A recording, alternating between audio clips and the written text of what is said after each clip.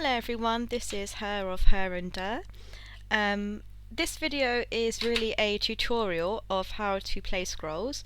I've seen a lot of new players asking for a tutorial, so I thought I'd just quickly put this video together to help out some of those people.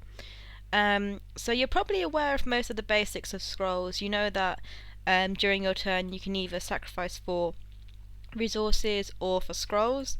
That this is the left side of the board is your side and the right side is your opponent's, and the aim of the game is to destroy 3 of their idols to win. So you kind of want to build up your resources for about, until you get to about 5 or 6. You definitely want to keep going for resources and then maybe sacrifice for scrolls if you don't really have the opportunity to sacrifice for resources, but I'll show you what I mean by that. So at the moment I've played a creature. This is a crossbowman. He has a 1 resource cost and he has an ability which is ranged attack. So if you hover over the ability, a little box will pop up and it will tell you what his ability does. So you can see that this unit will not take damage from spiky units. And spiky units are these ones, the spearmen. They have spiky 2, which means that if another unit with melee attack runs into them, they'll poke it in the face and they'll get 2 damage basically. So I'm going to sacrifice 4 resources again. And I've got this card in my hand which I can play. It's called Plate Armor. It's got 2 resources. And all combat damage to enchanted unit is decreased by 1. But since my crossbowman has only got 2 health, it's not very useful to play it on him. It will work better on one of these spearmen, so I'm just going to pass my turn at the moment. Okay, so you can see that my opponent's just sacrificed 4 resources. So you can see from the bottom right hand corner he's on 2 energy, and on the left hand side you can see I've got 2 order. So it's also really good to know what resource your opponent is playing. So I know, as someone who's playing order, that I need to watch out for certain energy spells and certain enemy creatures. So I also know that they're not really going to be affected by my spiky units. So it would make sense to sacrifice these spearmen if you're thinking from that point of view. However, as I don't have any other creatures at the moment, I'm actually going to keep these creatures in my hand, and I'm going to get rid of plate armor. And now I can play the spearmen.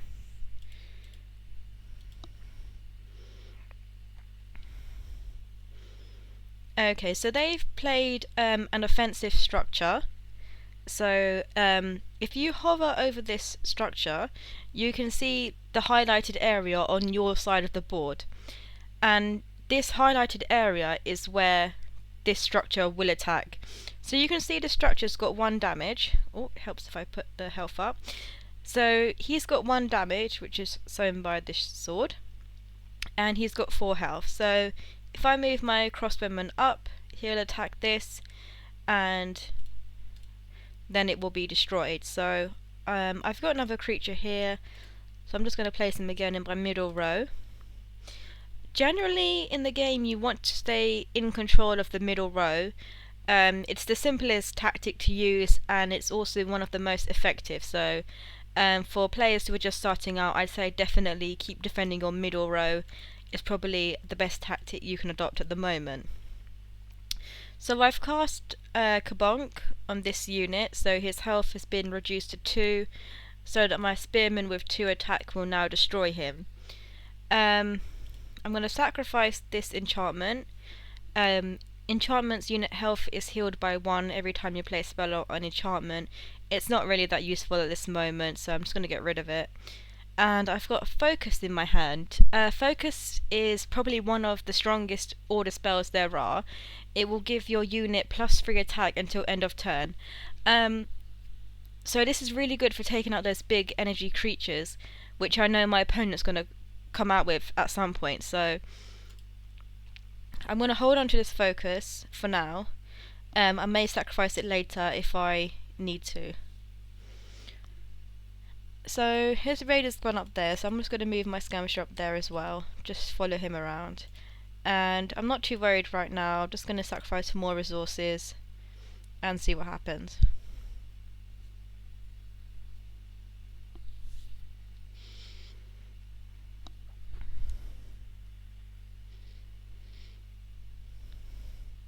Okay, so I'm going to move my skirmisher down here to attack.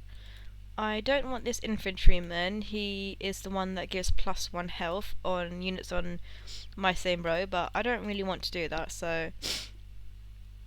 Okay, so now I've got a plate armor and a sin marked zealot, so I'm going to play the plate armor on my spearman.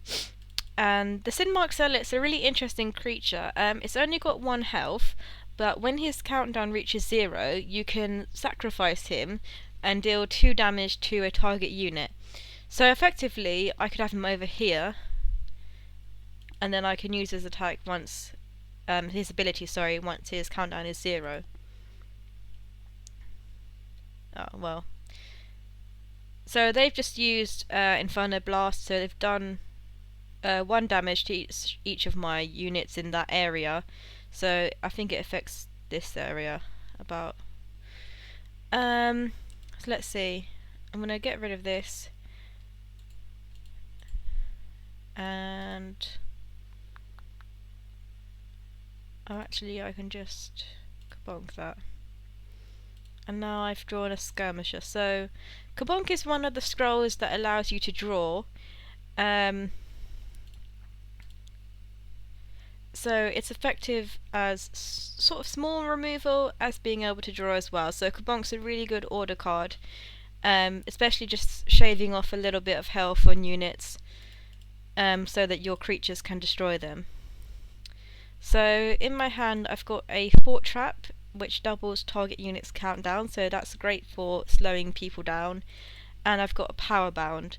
So if I put power bound on someone, that means that when this unit is destroyed, my order will go up by 1, but this unit has to be destroyed. So make sure you play power bound on something that your enemy will want to destroy.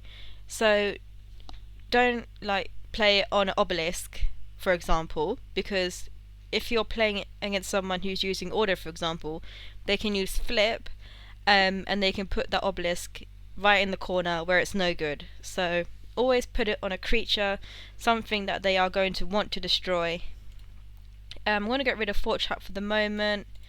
And I've managed to get this infantryman, so we'll put him here and keep the aggression on the middle idle.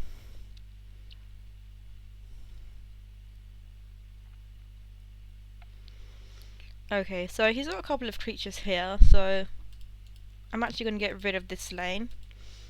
So I'm going to put focus on my skirmisher, and this is pretty much going to take out my spearman.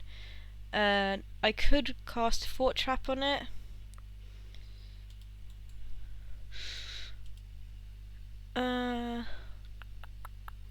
But I kind of want to play this vanguard now. So I'm just going to leave the spearman. This thing will die after attacking anyway, so it's not a big threat.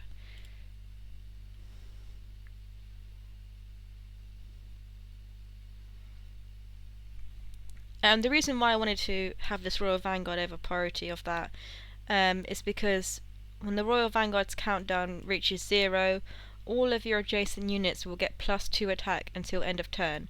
And having 2 extra attack is a lot. So let's get rid of this zealot. So I'm gonna just try and sort out my positioning of my units a little bit. Let's see, put power bound on him, and then I don't need to use any of these scrolls at the moment. So he's just played a machine priest. The machine priest ability, it heals all your structures by 1 instead of attacking, and when his countdown is at 0, he can move 1 structure 1 step in a random direction instead of healing. So he can move your structures around. So if you've got a destroyer or something and they've moved their units out of the way, he can move them back into place for you. So he's not very useful at the moment because the AI doesn't have any structures.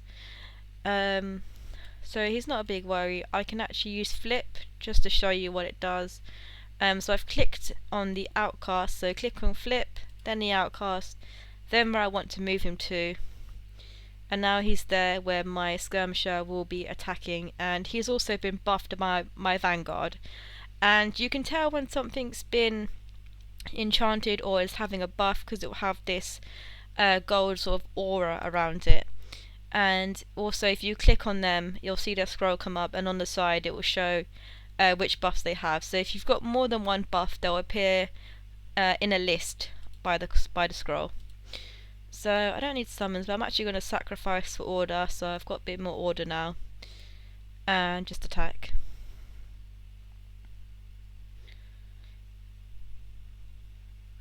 So I've got this unit as well, he's giving +1 attack to everything on this row. Then I've got my Royal Vanguard, who when he reaches 0 he's giving more attack. And I've got focus in my hand, so I'm really having a lot of strong attacks at the moment, and I'm really keeping the pressure on him.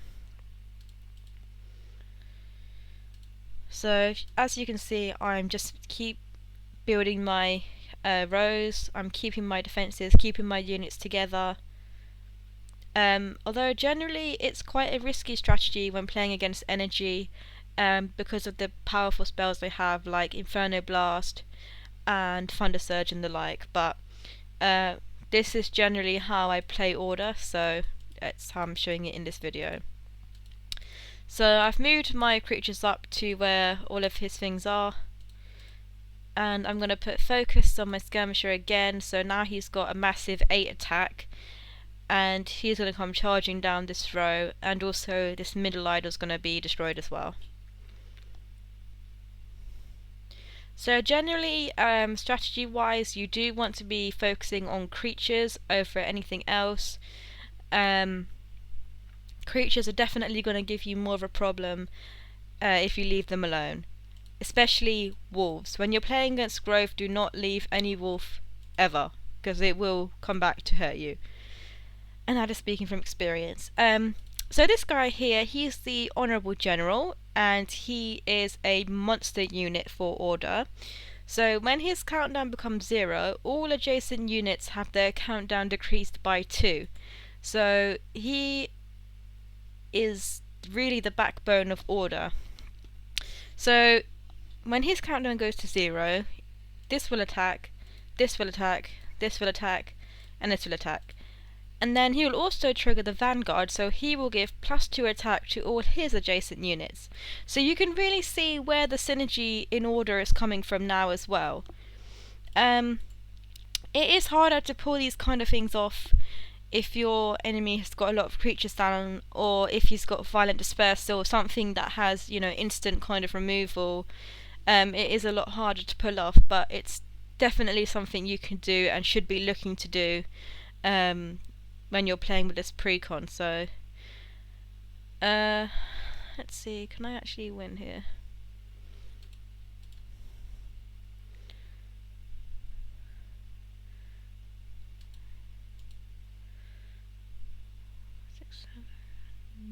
Not quite.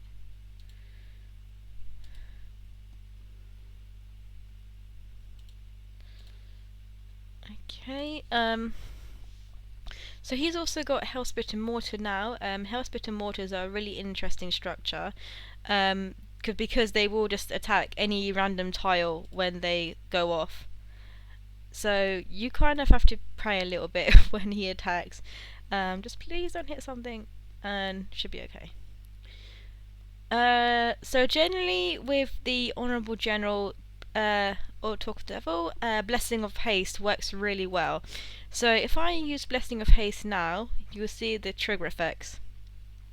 So as you can see, he's reached his 0 countdown now, he's triggered all these units, and then Royal Vanguard has buffed his surrounding units as well, so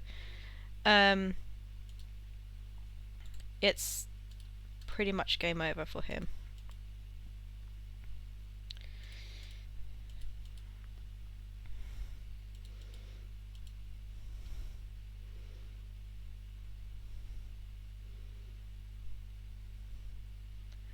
And that's it really. So I hope this gave you a good insight into how to play the game.